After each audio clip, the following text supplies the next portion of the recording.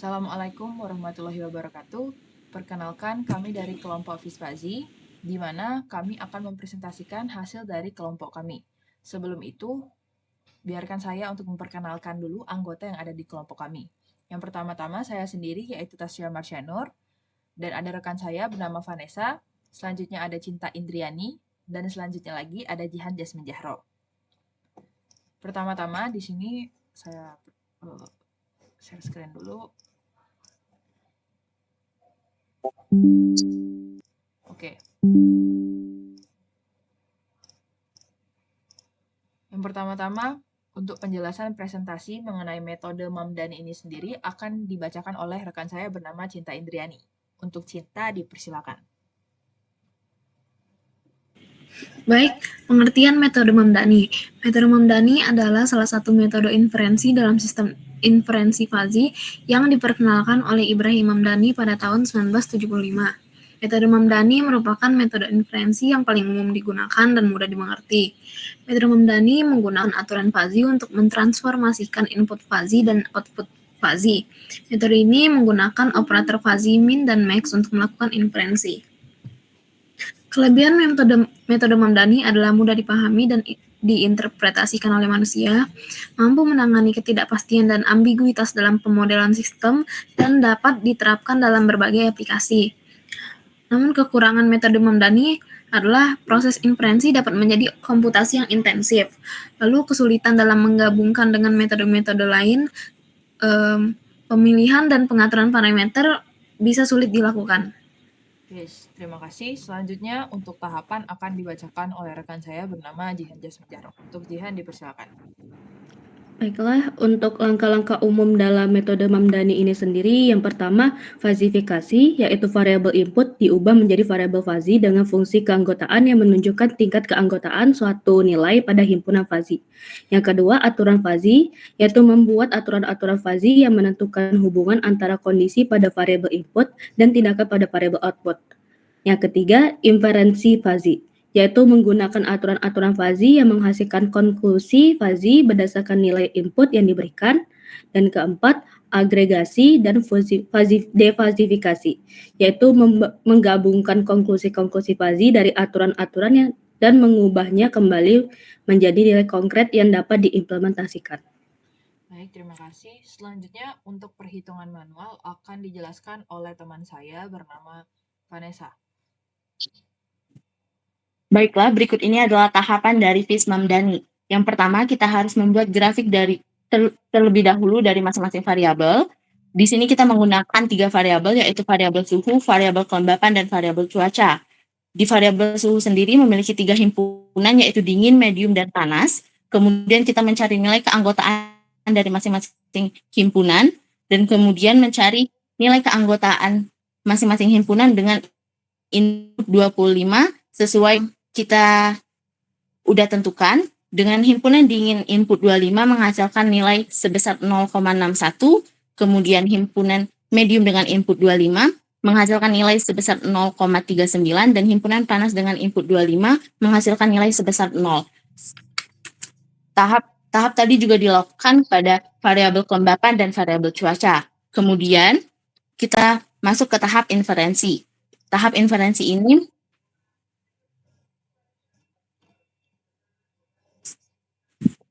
di tahap inferensi ini terdapat 3 rules.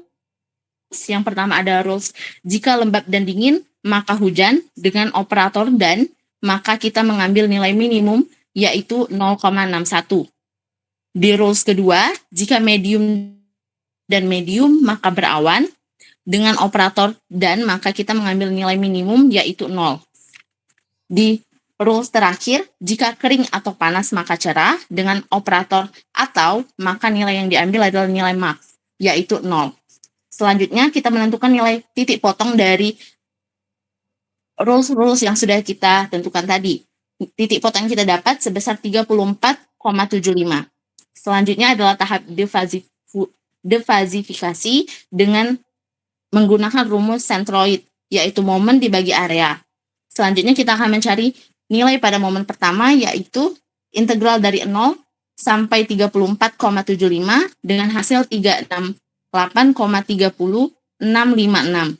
dengan momen kedua dari integral 34,75 sampai 50 menghasilkan nilai sebesar 303,72917. Kemudian kita mencari area atau luas dari area yang sudah kita cari. Yang pertama adalah area pertama dengan menggunakan luas persegi, yaitu panjang kali lebar, yang menghasilkan nilai sebesar 21,1975. Yang area kedua kita menggunakan luas segitiga setengah kali alas kali tinggi dengan hasil 4,65125. Kemudian kita memasukkan nilai-nilai yang sudah kita cari tadi, nilai momen dan areanya, menggunakan rumus sentroid yang menghasilkan nilai sebesar 25,99877.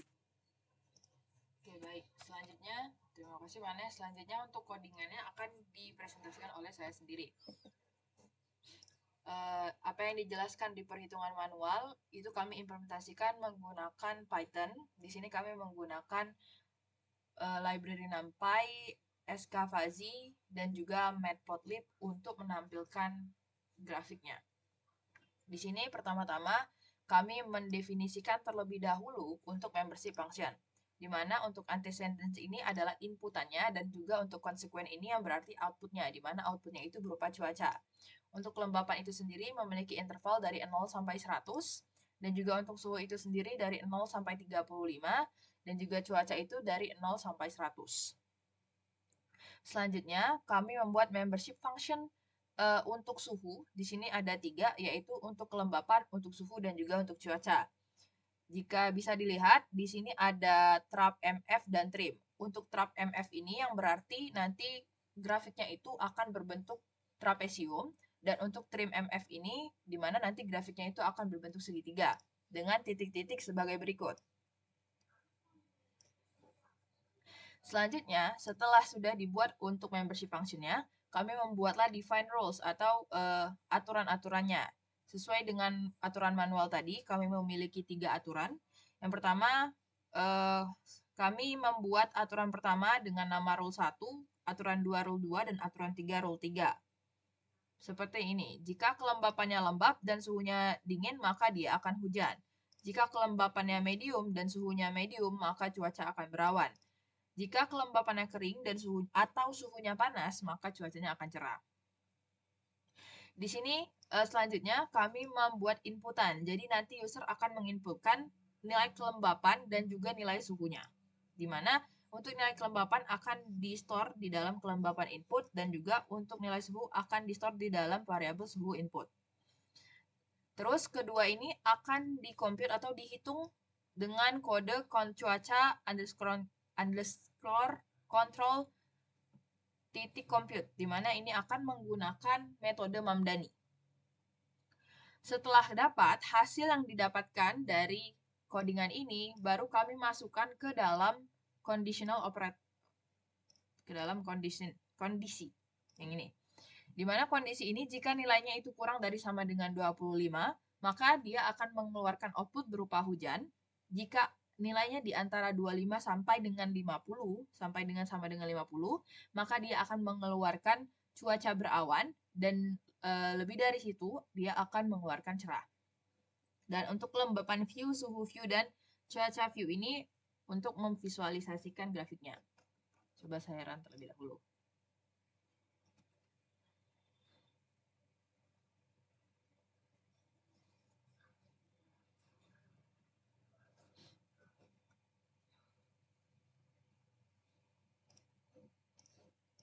Oke, di sini sudah saya run, terus muncul tulisan masukkan nilai kelembapan. Sesuai dengan yang ada di perhitungan manual, kelembapan yang dihitung adalah 35.0, karena pada program ini kami menggunakan data float, jadi kami menggunakan titik 0.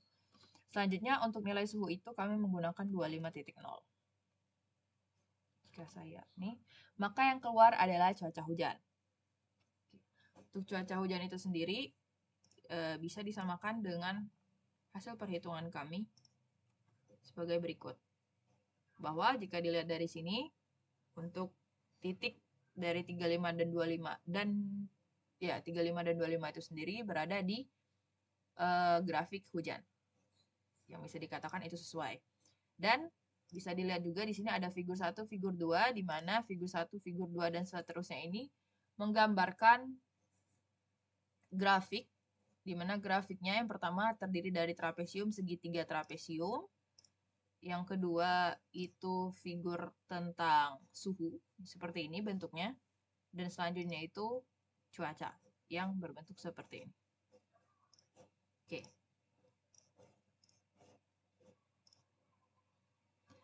Mungkin sekian presentasi dari kelompok kami.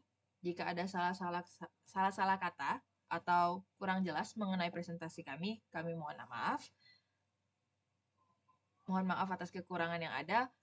Wabillahi taufiq walhidayah. Wassalamualaikum warahmatullahi wabarakatuh.